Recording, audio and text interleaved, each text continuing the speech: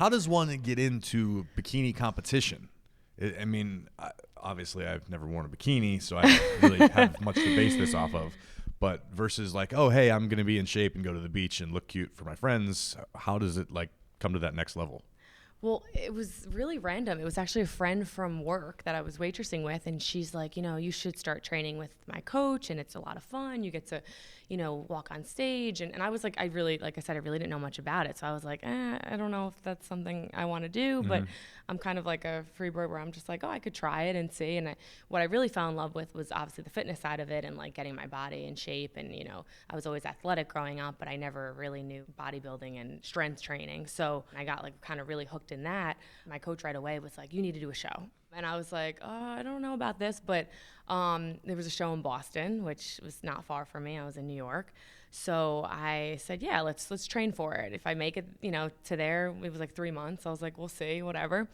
I ended up doing it and I placed first. I just kind of like did my thing. Like I had like a good presence on stage and they liked what they saw and I placed first. Wow. So, I mean, You messed around and got first place. Yeah. I mean, no big deal or anything. No. But no, it was a lot of fun. And then from then on, it was kind of like, I just kind of was like, wow, this is something really cool. Like, obviously I fell in love with the fitness side of it, but I was like, maybe this can go somewhere. Maybe I can get sponsorships. Maybe I can build my own, brand. I was living at my dad's still. And like, I would like wake up and remember like, I got to take like my like, it sounds really silly. My brothers used to make fun of me. They're like, enough with the selfies. But I kind of look back at it and I'm like, well, no, it's kind of like, it's, made me like develop this following. And I was able to like, we used to do these shout for shouts. It was called like S4S. So explain to me just for my own really clarification, what is shout for shout? So let's say another fitness model would reach out to me and let's say we had similar amount of followers or maybe she had way more and it was like, oh, you want to shout for shout. And what we would do is I would shout her out, just a photo So like, of her. hey, check out my friend so-and-so. Exactly, yeah. Okay. It was so big then. That's like all those gym fitness pages. That's how they got big was like actually collaborating with other models and other pages and doing shout for shouts, which is how I developed my following.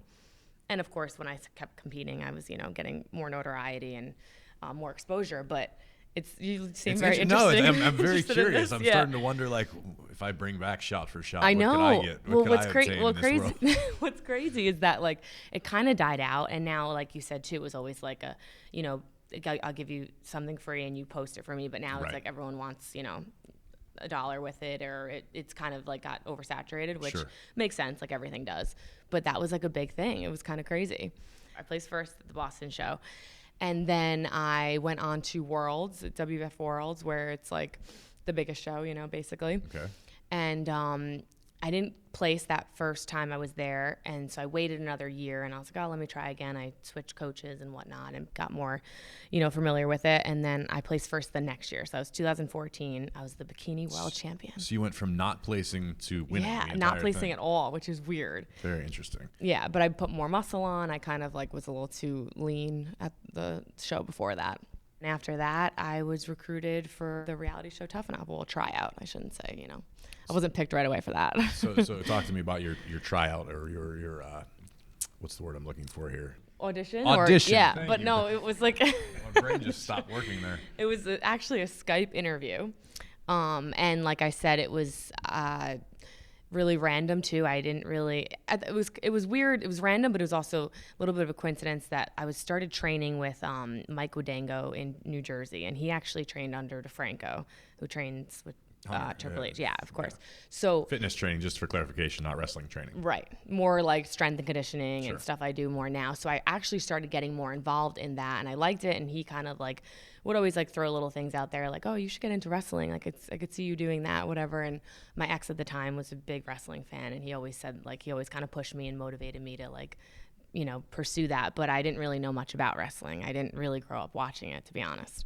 I got the call from, the head of the WBFF, and he's like, there's a couple spots to do a Skype interview for the reality show Tough Enough with WWE. And I was like, oh. So, of course, I'm like Googling Tough Enough, and like when the last time it was a show was like years ago too, right? Yeah. So I was like, oh, and I wasn't sure if that was the route I wanted to take if I was going to get into WWE, but I just did it. Why not? You know, I did the Skype interview. I would love to see that interview because I had no idea what I was even talking about. Probably really embarrassing. But yeah, and then I was picked to come to Orlando. But the way it was, which you know, of course, was, you know, you were picked for the tryout. It's going to be a 3-day tryout. Pack your bags for 3 months. If you get picked, we're flying you to Orlando. And I'm like, what? Like, you know, living home still. I'm like, pack my bag for 3 months. Like, this is crazy. So I went with it, and then I flew down to Orlando. So having little to no knowledge of WWE before you entered the doors for Tough Enough, Yeah. what is going through your mind at first when you see this whole new world? Oh, gosh, I don't even know. I was like, I didn't even know what to expect, obviously, because I had no idea. But I kind of just like went in there like I did with even like the competing. It's just like I just, you know, Just naturally good at stuff. I don't want to sound cocky, but I mean, like, no, I just went with the flow, and I just like listened to whoever I needed to listen to when it came to advice or whatever it was. And I just, you know, gave it a whirl, and I actually fell in love with it pretty fast because I'm a big, like, if I'm good at something, of course, I think we all are kind of like this, but like I felt like I belonged in a sense. Sure. And I was like, oh, like I can learn so much, but I was like, no, this is great because I was like killing it in the tryout. I was in the best shape of my life. So like the physical part of it was, you know, came natural and easy for me. Right. And then when they said, you know, you got to get in a bikini and cut a promo in front of all the, you know, executives, You were or like, "I'm a I was world like, champion." yeah, I was like, well, this part's easy. Which meanwhile, a lot of the girls were like, oh my God. Like what you hear? Catch full episodes of After the Bell on Apple Podcasts. Subscribe now and never miss an episode.